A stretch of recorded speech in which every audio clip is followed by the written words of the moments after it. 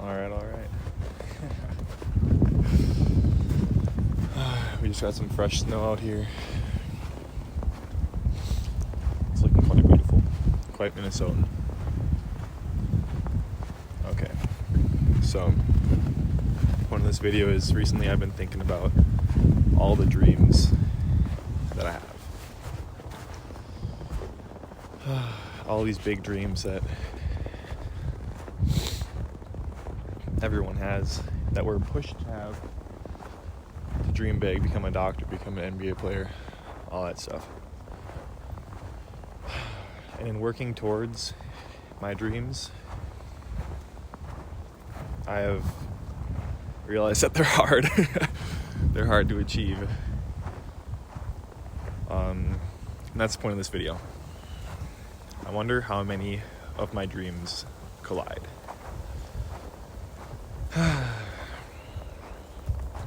So one time, I tried,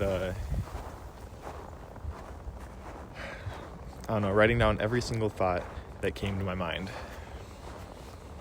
during a 2-hour period.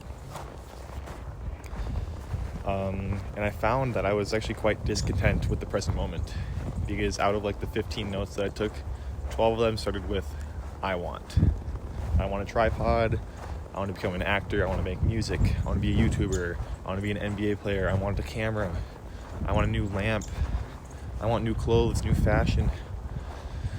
I want.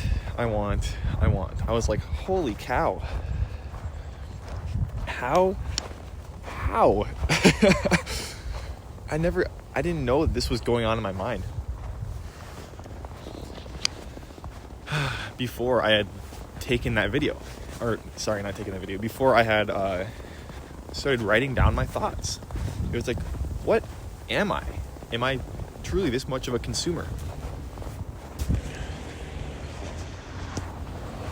I did some thinking, and I think that this comes from being like a direct product of a society that endorses obtaining better and better things. Oh, I thought that was a bird flapping its wings. It's just a plastic bag in the tree. Okay, cool. Well, whatever.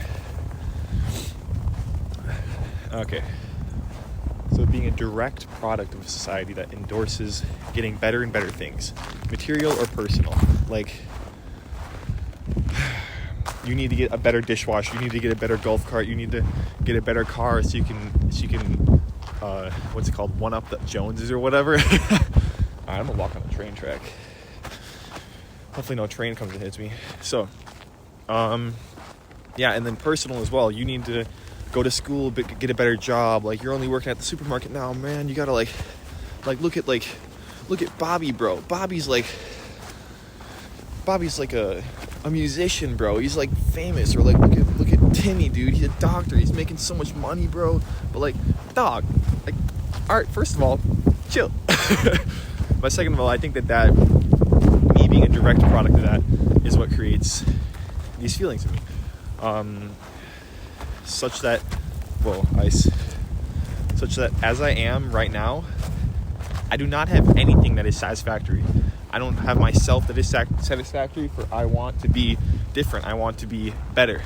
I don't have any materials that are satisfactory such that I want a better house, better cars. Truthfully, I'm not a very materialistic person, but I still am a product of that society, in that who I am right now is not good enough. And that's quite curious. If you want to learn more about maybe something against that, there's this book called Neither Wolf Nor Dog that I'm reading right now, which I think is pretty cool. It takes a good perspective on that. But cool.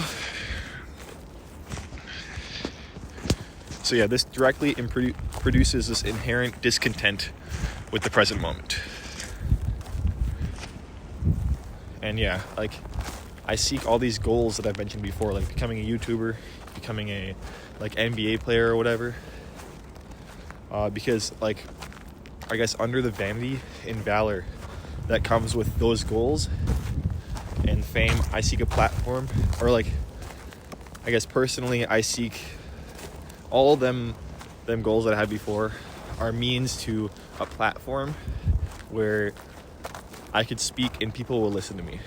Like, I seek to become an actor because, like, as a kid, I see now how my young eyes viewed actors with, like, a glamour and sparkle that, like, an ordinary man would not inspire in me. And I want to make these YouTube videos because I see, like, the amount of views that people get online, and I see the amount of time I spend watching, and the amount of time that I've spent previously in my life watching. And I want to make music for the same reason: be a rapper, be famous, to gain clout, and then speak my shit, you know? So I understand that I crave a platform to speak, and I understand that I want people to view me with, like, a sense of adoration that compels them to inherently give my word worth. And this brings me into something that I did yesterday. I went out to the movies with my mom, and we watched the Bob Dylan movie. Very, very good. And in this movie, Bob Dylan's like, man, I'm upset, bro. Because all these people are walking up to me and they ask, like, how do you come up with these, like, lyrics? How do you come up with this music? And instead, like, everyone's asking that. And instead of asking him, like, how did you come up with these lyrics? What they're actually saying is, why didn't I come up with these lyrics? I want to be, like, what I crave is the platform that Bob Dylan has. That people, like, give him a sense of excellence for him coming up with those lyrics. Like, a little... People look up to him. They respect him. He gets doted on. Like, I'm not trying to get doted on. I want people to listen to me because I have something to say. I got issues that I want to talk about, and they actually some of them surround the two sides of this Bob Dylan scenario: the unrequited dreams and the dreamer who actualizes. And these are discussed as follows in these 4 sets of advice that I've come up with. Firstly, this is the first set of advice. It should be known that you have the potential to be famous too, like Bob Dylan or whoever it is that you admire, right? I say this because there is no inherent difference between Bob Dylan and another person in the world in the capability to be excellent in a specific task. Obviously, I think everyone has their own specific tasks, specific, like, things that they could be good at. But there's no difference in the inherent ability of someone to, like, I guess, like, to be excellent at something, right?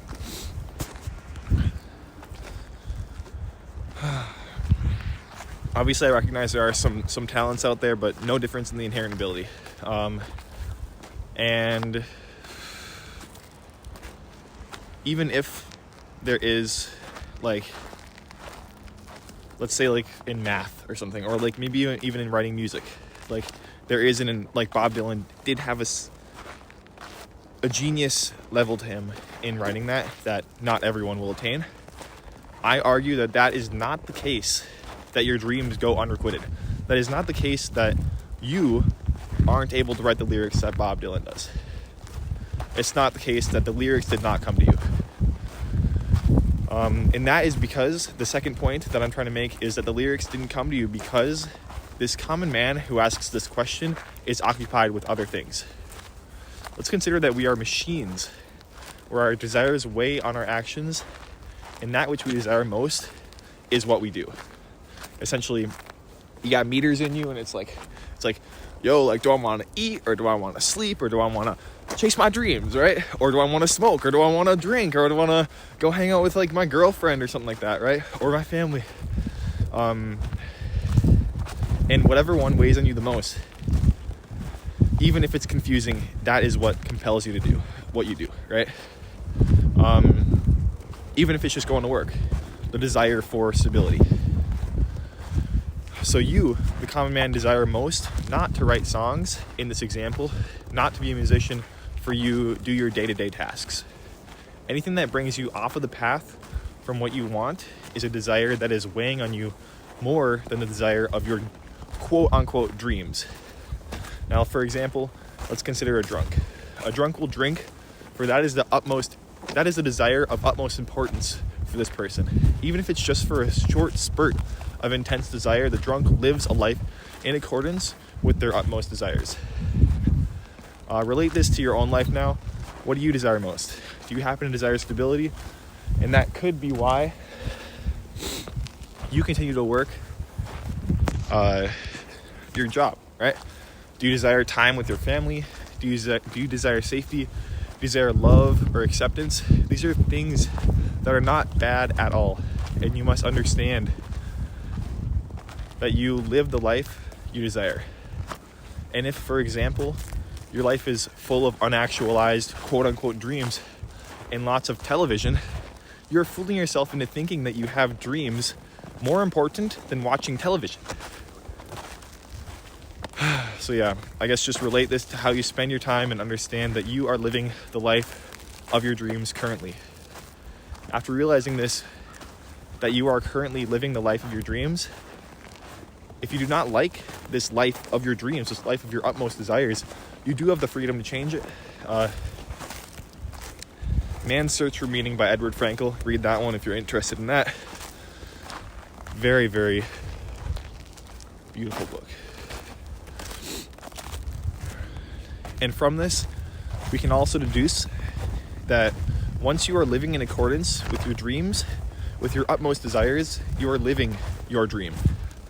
You are living the life of actualizing that dream. Bob Dylan, the musician, he was living his dream the moment that he decided to leave Hibbing, Minnesota and become a musician, right? His dream was not to be famous. It was to be a musician, right? And he happened to get famous. So, whoa, ice. All right. The third thing that I will say is that in working towards your dreams, currently, you are worse than you think that you are. I feel so purely that my dreams are around the corner. I feel like I could be an NBA player, and I feel like I could be a movie star like Timothée Chalamet. I feel like I could be an impactful YouTuber and make these crazy videos. I feel it, but I also don't consider that which I do not understand right now. It's kind of a stupid quote, but you don't know what you don't know, right? So like in living my dreams, I will encounter tasks that take effort that I'm not considering right now. For example, with YouTube, until recently, I've not considered the amount of effort that is needed in the writing, filming, and editing processes. Like I had ideas flown in my mind, but like I didn't consider that it takes time and effort post-processing these videos. Like a considerable amount. My last video took me 40 to 60 hours to edit. So yeah, you must consider that it will be more difficult than you feel it will be, because there are things that you are not considering currently when you view the path to your dream. So like I'm kind of elaborating on it, but like if your dream is to be an actor and you have not acted at all yet, consider that it will be more difficult than you currently believe. When you first act, you will realize that there are things you have not considered that will take time. This is okay though, because this can be easily overcome if your dream remains your top desire. And the reason I mention this is that those of you with multiple dreams, like myself, must realize that in each of these dreams, there is a lot of time that will have to be committed, including that which I can't comprehend right now. So yeah, in chasing all of my dreams, I will not have enough time. I don't have enough time to play basketball as intensely to get so good and become an NBA player, become reputable to my satiatory extent, right? I don't have enough time to be a YouTuber and post consistently. I don't have enough time to be an actor and take an acting class and all this stuff, right? Like, I don't have the time for that, just because, like, in the perfect world, oh yeah, I could go work out in the morning, shoot hoops, but go home and edit, do my school. No, that's not gonna happen, bro. And you wanna know why? It's because you're gonna run into things that you did not consider. I'm gonna run into errors editing. I'm gonna run into, like, I don't know, the fact that maybe acting takes time, right? You need to practice new accents. It doesn't come to you perfectly. And that's why I am worse than I think that I am right now at my dreams. And I've noticed this recently. After starting one dream and trying to actualize some progress, I've realized that for me and for I think everyone else, I'm not trying to generalize, but like, I think that with the amount of time required, only one dream can be followed at a time for me. And I hope that you take some info away from this.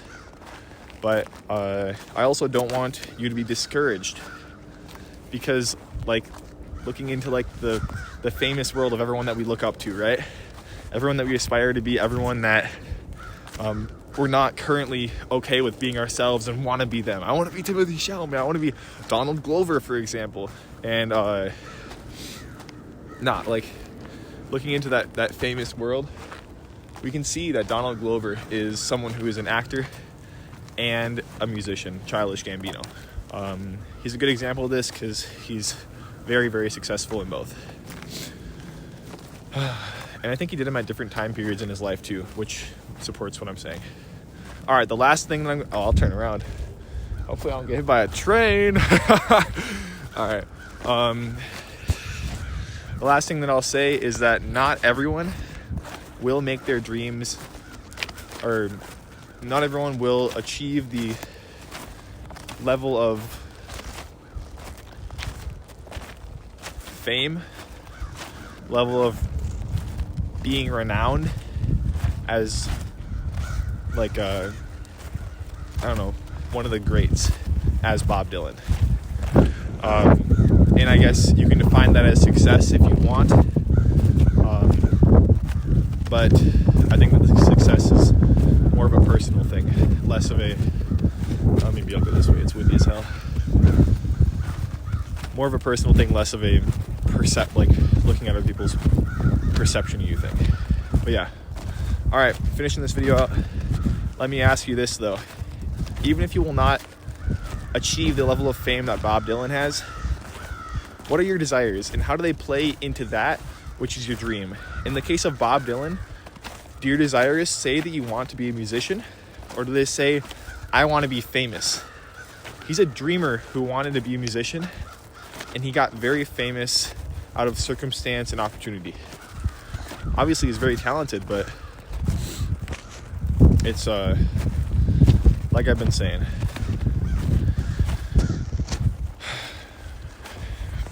So yeah, dig deep, and you may find that you have a love for chasing that dream of being a musician. And in chasing that dream, you're living your dream. Dig deep, and you may find that under all the I wants, you may have the potential for a serendipitous harmony with your craft. As I've said before, living in accordance with your dreams is living your dreams. Consider war, for example, and ask, really, do we consider just those who come back from war the brave? Or should we consider all that fought in the war brave? You are worthy of actualizing your dream, and I hope that your dream lies deeper than vanity. If you dig deep, I think that you'll find that it does. This quote by T.E. Lawrence should sum this video up well. It goes, all men dream, but not equally. Those who dream by the night in the dusty recesses of their minds wake in the day to find that it was vanity. But the dreamers of the day are dangerous men, for they may act upon their dreams with open eyes to make them possible. Look at this freaking train, bro.